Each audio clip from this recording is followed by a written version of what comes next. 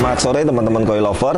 Nah, kali ini saya senang sekali karena kita dapat proyek pekerjaan di kota kita tercinta Semarang. Akhirnya ya nih, ada dekat Ya. juga yang bikin Jadi bola. Semarang tahun ini yang ketiga nih. Ya, puji Tuhan. Untuk tahun 2023 ini juga Bless Group secara pembuatan koi itu meningkat hampir 100% dari tahun 2022. Jadi terima kasih berkat dukungan dan support dari teman-teman dan customer semua. Sekali lagi saya cuma bisa mengucapkan terima kasih sebesar-besarnya, dan kita ke depan pasti akan do the best sehingga kualitas pekerjaan kolam kita secara kualitas, spek, filtrasi, dan desain kita kepengen akan selalu lebih baik terus dari tahun ke tahun ya. Nah, saya bahas sekilas teman-teman. Ini sebetulnya beliau ini kontak kita sudah cukup agak lama, Norma, karena waktu itu rumah ini baru dibeli oleh beliau. Dan kebetulan juga direnovasi plus setting interior. Nah, jadi saya juga bilang memang sebaiknya kita mengerjakan ini kalau sudah kurang lebih tinggal proses-proses perapian, artinya di area kolam ini sudah tidak ada pekerjaan-pekerjaan yang mengganggu pembuatan kolam dan taman ini. Nah, jadi saya jelaskan sedikit teman-teman. Ini area tamannya cukup besar yang di belakang rumah beliau ini di daerah Semarang, tepatnya di Semarang Barat.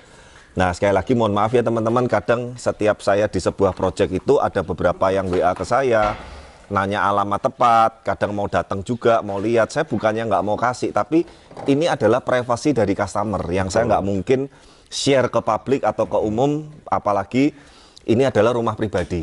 Jadi mohon pengertiannya teman-teman semua. Kadang kemarin ada teman sesama kontraktor juga. Sebetulnya kalau dengan sesama kontraktor saya juga nggak ada masalah. Tapi main aja ke Bless atau ke showroom, kita ngobrol, tanya jawab, diskusi, konsultasi di situ.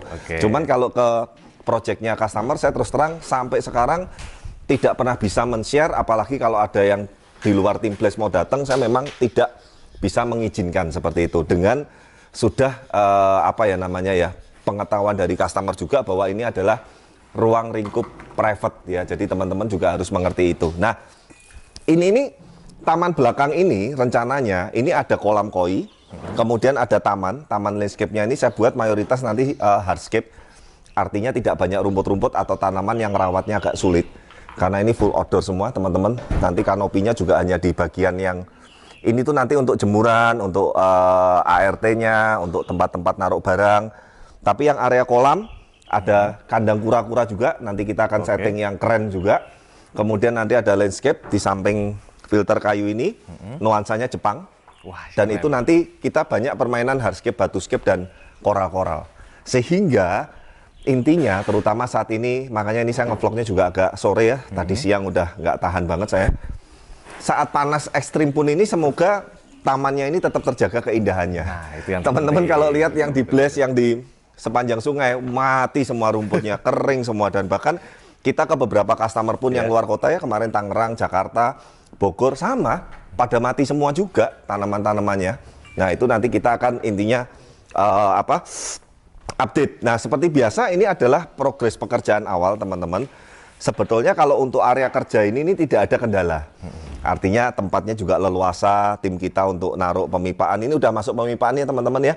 Nah, kita juga nggak akan bahas terlalu detail karena sekali lagi ini sangat kompleks sekali. Dan setiap kolam, setiap dimensi, setiap tonase, setiap daerah itu pemipaannya berbeda-beda. Tapi intinya kalau bakunya benang merahnya teman-teman yang sudah setia ngikutin channel Bless pasti udah tahu.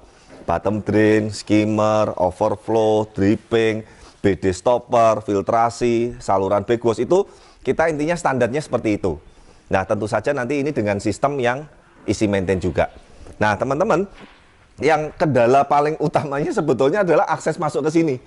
Tadi Norma ingat nggak dari bawah kita naik lantai dulu? Iya. Ya, lantai 2, terus lantai 2 masih naik satu tangga lagi. Nah, kemarin tuh batu-batu yang sebagian yang sudah dibawa, ini baru sedikit ini. Nanti kita butuh batu seperti ini bisa sampai 20.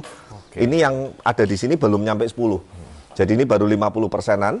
Nanti estetiknya di sini itu natural, tapi beda dengan yang seperti di Jakarta atau yang di kolam-kolam under gravel Bless. Tatanan batunya itu nggak sampai bawah. Berarti agak ya mirip seperti Bali kalau kamu lihatnya, seperti tempatnya Bos Putu. Jadi di sepanjang dinding kolam plus ada floating seperti kebetulan Mas Anam juga kemarin tuh tim leadernya ini sama di Semarang ini juga Anam. Kita nanti habis ini di Jogja juga beliau juga. Memang ini terus terang kita sampai saya ngomong sama anak-anak kita memang harus agak cepat ngebut sampai Desember ini. PR kita masih ada 6 kolam dan ada 2 yang on the way lagi baru. Jadi masih ada 8 kolam lagi. Dan saya tipenya tidak mau kerja yang gerusa-gerusu, cepet-cepet, hasilnya harus rapi, harus bagus, estetik temanya dan konsepnya juga harus spesial. Seperti itu. Nah, nanti desain ini ada 2. Nah, sekali lagi, saya tuh sebetulnya selalu kalau ke setiap project itu dengan customer itu saya diskusi panjang, termasuk saya memikirkan juga estetika yang di luar taman, di luar kolam. Nah, dinding ini kalau teman-teman lihat, ini kalau dibiarin seperti ini pasti nanti akan kebanting dengan kolam, dengan tamannya. Paham ya teman-teman ya? Sekali lagi loh, bukan saya mau nyari RAB atau nyari, enggak, ini teman-teman, atau saya ngomong sama customernya mau dikerjain orang lain pun saya nggak apa-apa. Bahkan saya gambarin. Nah, ada 2 konsep. Yang pertama, tipenya itu nanti dikamprot yang ajian kasar. Kemudian dicat agak kecoklat-coklatan gelap, supaya nanti temanya dengan batunya, dengan tema Japanese Garden-nya ini nyambung. Bisa nyatu ya. juga. Yang kedua, menggunakan batu alam yang konturnya random. Jadi ada besar, ada kecil, ada nanggung. Nah, saya udah 2 minggu nyari batu alamnya sampai sekarang belum ketemu. Nah, itulah yang saya mesti harus jelaskan. Intinya, memang lebih mewah dengan pasangan batu alam, tapi batu alamnya kita lagi hunting juga. Artinya jangan dipaksain, kalau batu alamnya nggak sesuai, jangan asal tempel. Seperti itu. Nah, opsi yang ketiga, tetap dengan ajian, tapi nanti kita buat kontur.